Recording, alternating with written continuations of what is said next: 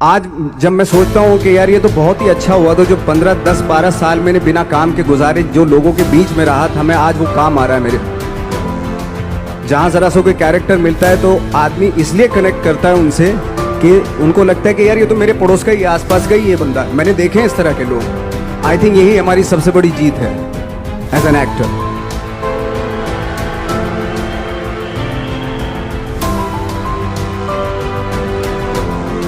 Of course struggle में बहुत सारी चीज़ें सेक्रीफाइस करनी पड़ती हैं, क्योंकि खुजली आपको हुई है, आप ही को मिटानी पड़ेगी।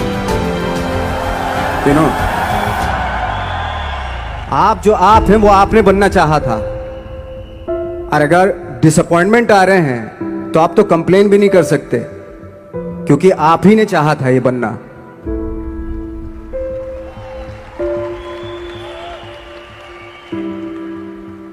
तो बस यही था कि 10-12 साल तक मैंने सोचा था, 10-12 साल जब स्ट्रगल हो गए तो मेरे बहुत ज़्यादा वो भी हुआ कि यार छोड़ के चले जाते हैं, कुछ काम मिल नहीं रहा है, क्या हो रहा है, कुछ पता नहीं, आई डोंट नो मिल पाएगा या नहीं मिल पाएगा। फिर ये होता था कि नहीं, मेरी मदर जो है ना एक लेटर लिखती थी मुझे हमेशा। तब मोबाइल नहीं आए थे, पेजर आए थे, तो पेजर यहाँ पे लगा के चलते थे हम लोग। जब उनको मालूम हो जाता था कि भाई बंदा जो है ना थोड़ा सा फ्रस्ट्रेशन में है, डिप्रेशन में है, क्योंकि काम नहीं मिल रहा, तो मेरी माँ मुझे एक लेटर लिखती थी। उसको लिखती थी कि लिखने के बाद एक लास्ट में लिखती थी कि 12 साल में कचरे के दिन भी बदलते थे, तू तो इंसान है, तू तेरा दिन भी बदलेगा। तो उन सब चीज़ों को देख के कोई एक शेर, कोई एक कोटेशन, कोई इस तरह की जो मोटिवेट करती है, जो लाइन्स आपको, उनका रहना, उन पे बिलीव करना बहुत ज़रूरी होता है, क्योंकि वही चीज़ आपको मोटिवेट करती है आगे बढ़ाने के लिए। और जब ख़राब वक्त होता है आपको, वो लाइन्स, वो पोएम्स, वो सारी चीज़ें आपको संबल देती हैं, मजबूती देती हैं, ताकत देती हैं। और मैं जिस गांव से आया था, डिस्ट्रिक्ट मुजफ्फरनगर के एक छोटा सा गांव था बुढ़ाना। जब हमने शुरुआत की थी वहाँ पे, जब मैं था वहाँ पे लाइट भी नहीं थी। 1 घंटे के लिए रात में कभी आ गई, या 1 महीने के बाद हल्का सा मुंह दिखा के चली गई। इस तरह की लाइट इस तरह होती थी।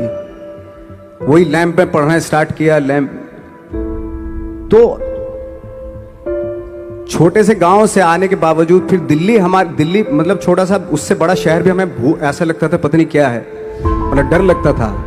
मैं जब मुंबई में आया था तो मैं 15 दिन तो घर से बाहर ही नहीं निकला था, क्योंकि इतनी स्पीड देख रहा था मैं कि इतनी स्पीड में तो हम चल ही नहीं पाएंगे, इस शहर के साथ शायद हम कनेक्ट नहीं कर पाएंगे बिल्कुल भी। तो इस तरह के डर थे। लेकिन ऐसी जगह पे आ गए थे कि अब जाना भी मुश्किल था। तो मतलब वापस नहीं जा सकते थे, वापस इसलिए नहीं जा सकते थे कि बहुत सारे डर थे। वापस अगर चले गए तो थिएटर के जो मेरे दोस्त थे वो बोलते, क्यों भाई वापस आ गए तुम भी,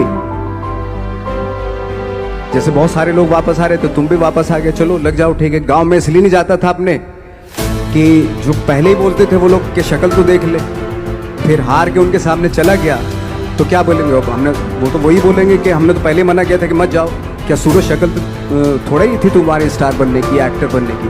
तो ये बहुत सारे डर थे जिसकी वजह से मैं अपने ना तो गांव जाता था, ना जहाँ से ट्रेनिंग ली थी दिल्ली से, ना वहाँ जाता था।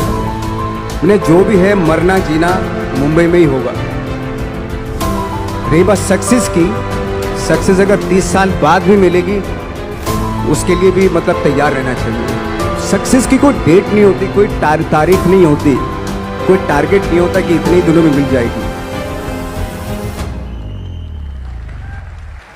इंसान का काम होता है, आई थिंक मुझे लगता है कि मेरे हिसाब से मुझे लगता है कि लाइफ ना हमेशा अपने आप को लाइफ में पुश करते रहो, और पैशन के साथ जिस भी आप काम में हो, जो भी आप काम कर रहे हैं उसमें पैशन के साथ लगे रहना बहुत जरूरी होता है। क्योंकि पैशन से क्या होता है, जिस भी आप फील्ड में होते हैं उसकी डिटेलिंग्स मिलनी शुरू होती है। जैसे जब आप समंदर में देखते हैं, समंदर की जब गोता मारते हैं, नीचे जाते हैं, तो आपको एक धीरे धीरे बहुत कुछ दिखाई देना शुरू। ऐसी आपका भी फील्ड है। कोई भी हर फील्ड ऐसा ही होता है, उसमें असीम संभावनाएं होती हैं, इतनी पॉसिबिलिटीज होती हैं कि